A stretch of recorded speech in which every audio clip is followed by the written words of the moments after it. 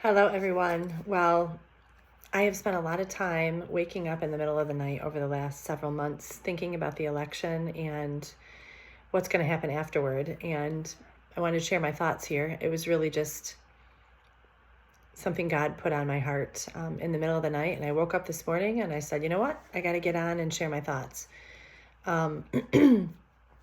First of all, regardless of what happens in the election, who is elected, as Christians, we are compelled to fight for the truth and to share the truth. That is one thing that we have to do. And it doesn't matter if it's unpopular. At this point, I've been doing this for several years, and I'm to the point where the main thing that matters to me is that I am called a friend of God. And it's really funny because my devotional this morning was from James. James 2:23 says, Abraham believed God, and it was credited to him as righteousness, and he was called God's friend. So not that he believed in God, but that he believed God. So he was faithful to what God called him to do. That's in James 2:23. So how can we be a friend of God? Well, we can be a friend of God by believing and acting according to the truth. If you're not a Christian, then I would not expect you to act according to the truth of God. But I'm sharing it here, and maybe it will compel you to learn more about him. One of the things that I'm really concerned about with this election is basically the government's main responsibility is to protect its citizens from evil and to promote the good. And I see a lot of evil being done and have over the last 4 years.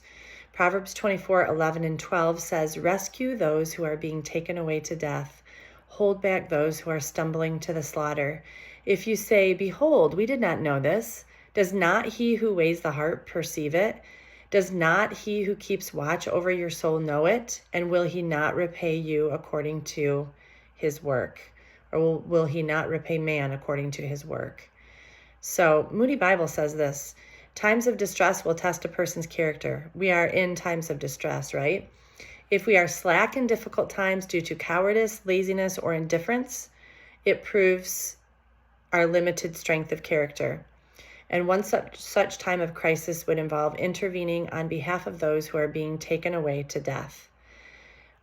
This in Proverbs may involve intervening with fools whose behavior is leading them to death.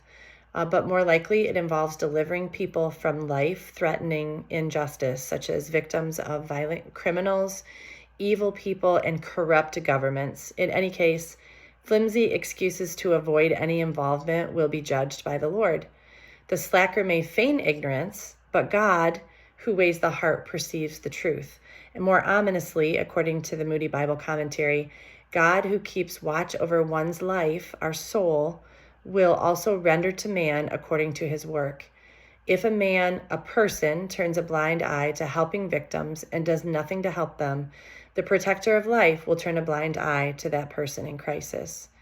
So as mentioned, the main job of the government is to protect its citizens from evil and to promote the good. And as Christians, we can participate in this effort by voting and making our voices heard. Here are the main issues that Christians should be concerned about with this election. Number one, abortion. Even though neither candidate is really pro-life. They both have stances on abortion. Trump will leave it up to the states. Kamala has said that she will fight for abortion. We already have abortion through all 9 months in several states. But it really saddens me to know that a lot of millennials, kids that I have taught in the past, my nieces and nephews, think that abortion is considered a reproductive health issue or reproductive rights issue. It's really not a reproductive rights issue. It's an issue of considering and empathizing with the child in the womb at the same time as empathizing with a woman who is in a bad situation and with an unplanned pregnancy. Most pregnancies happen, or most abortions happen in the first trimester of pregnancy. And people seem to think this is not a big deal. It's in the first trimester. We know from science that the baby in that time frame is not a clump of cells. I have right here this is given out by the Right to Life. This is a 10 to 12 week old baby in the womb, the actual size. It's about the size of a lime or a kumquat. And It has a heartbeat. It has hands and feet, a face. It's developing into a human being. And I, having gone through infertility, was able to see my son West when he was just the size of a pencil point. We had him through IVF. That's a totally different topic. But yes, I am pro IVF with limitations and regulations. But I saw West when he was the size of a pencil point, and now he's a 17-year-old boy, and he's the same person as he was when he was the size of a pencil point as he is now. That is the person that he grew into. So there's really, in my mind, and according to the Bible, there is no time at which we can say it's okay to kill a human being. That is what you're doing. This, again, 10 to 12-week-old baby. Doesn't look like a clump of cells. It's a baby. If you were to go to the site, let's see, is it called Abortion? I'll post it in my post. But you can go to this site and see products of conception, is what they call it, in every trimester. So in other words, in the first trimester, you can pick out hands and feet of a baby that has been aborted. Same thing with second and third trimester. So there is no point at which killing a human being is okay. And if you are a friend of God, you do not take that stance, because killing an innocent human being is wrong, and God looks at it very strongly. He is very much against it. And so we need to be too, as friends of God. The second issue is immigration. I have helped people gain their citizenship here who were here illegally. So before you call me a hater, I'm not a hater in any way at all. I love you, and that's why I'm telling you this. We know that there are over 400,000 convicted criminals living in the U.S. illegally right now, and about 10 million immigrants who have come through during this administration. I am not against immigration. I am against a immigration system where there is no system, where basically we open the gate and we let everyone without any vetting through into our country. And now we have over 400,000 convicted criminals. We have our cities that are unsafe, people being murdered and raped.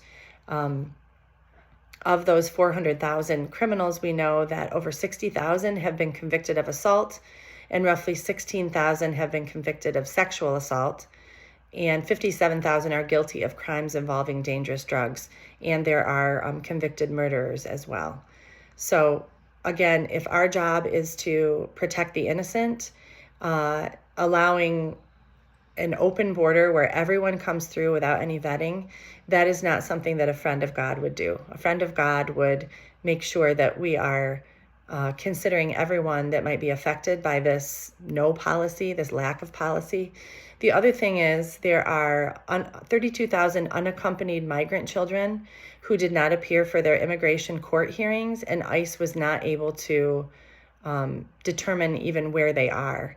So without an ability to monitor that, and without some sort of a system where we're looking out for innocence, the chances that these innocent children and women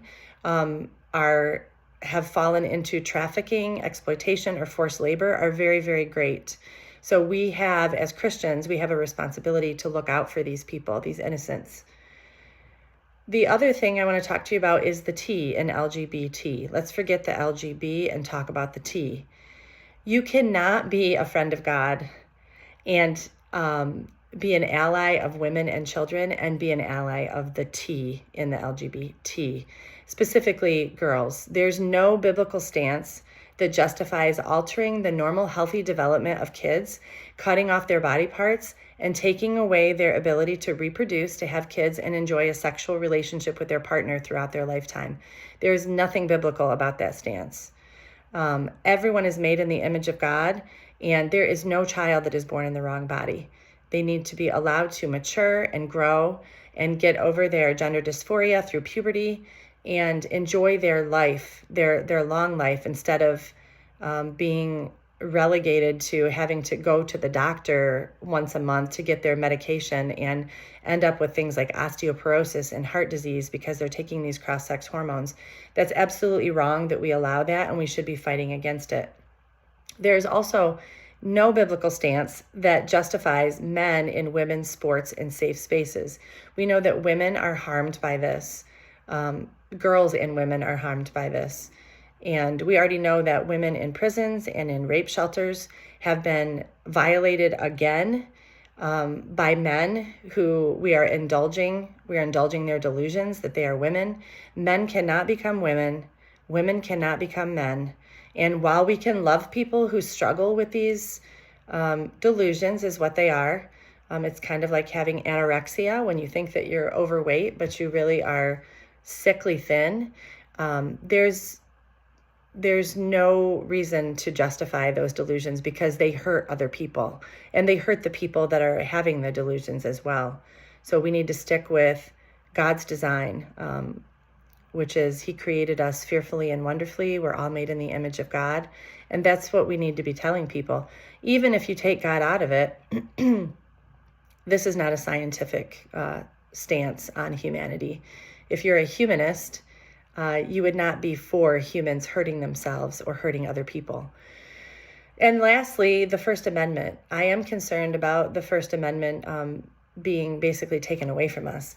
Our founding fathers created the First Amendment to safeguard individual liberties, particularly freedom of speech, religion, press, assembly, and the right to petition the government by explicitly preventing the government from interfering with these fundamental rights. They saw the First Amendment as crucial to a functioning democracy, and it was a direct response to the religious and political persecution that they experienced in Great Britain under British rule. And we are experiencing that now. We're experiencing censorship of conservative voices. Truly, if we don't have the First Amendment, we can't share any of the truths that I'm sharing right now as Christians. And we can't share the gospel. We can't share the gospel of Jesus, which is we're all sinners. We fall short of the glory of God, but this man named Jesus came 2,000 years ago, both God and fully man. And He saved us from our sins by dying on a cross. And when we accept Him and we make Him the leader and the Lord of our lives, we can not only have heaven, but we live with the hope that comes with following someone who is always working for our good, who loves us unconditionally, and who is all powerful to help us in any time of need. We don't have to worry about tomorrow because he's holding it in His hands. And I guess that's what I really want to leave you with, is regardless of what happens in this election, we may be living in Babylon. If Harris-Walz are elected, I don't believe that they will protect Christians' rights to express themselves, and they will definitely increase the crime in cities. These issues, they will fight for more abortion, for more babies killed. They will continue to have open borders. We already know that Kamala Harris said there's not a thing she would change about Biden's administration.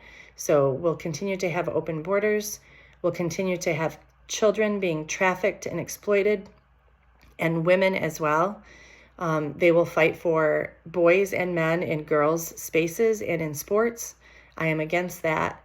And again, they will censor conservative voices and specifically Christian voices. We know that Harris, she may call herself a Christian, but she's no Christian. She kicked out some college students who were at her rally saying Jesus saves and saying some Christian slogans in her rally. And she's like, I think you're at the wrong rally. That actually happened.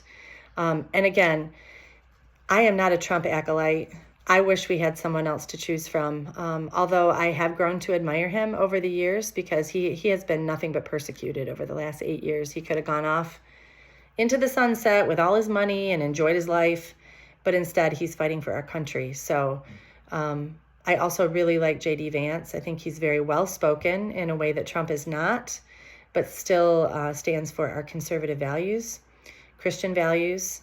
So again, I hope that you will consider being a friend of God as you vote. I think many of you probably already have voted.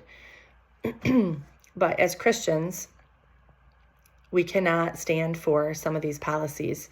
And if you are standing for these policies and calling yourself a Christian, you're basically making up your own gospel. It's not the gospel of Jesus Christ according to the Bible. It's your own thoughts about the Bible and what you think is right. And when we start to think about what we think is right rather than what God says is right, like Abraham, he was faithful. He believed God, not just believed in God, but believed God, believed what he said and what he taught. We're in trouble when we try to go off our own smarts because we're not that smart.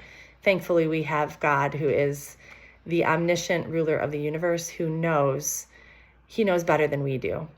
So we can trust him and we can follow him. And when we do, our society prospers as well. So I hope you'll consider my words. And I love you, even if you disagree with me. You can call me a hater. I don't hate anyone. And again, overall, I strive to be a friend of God. And I hope you will do the same.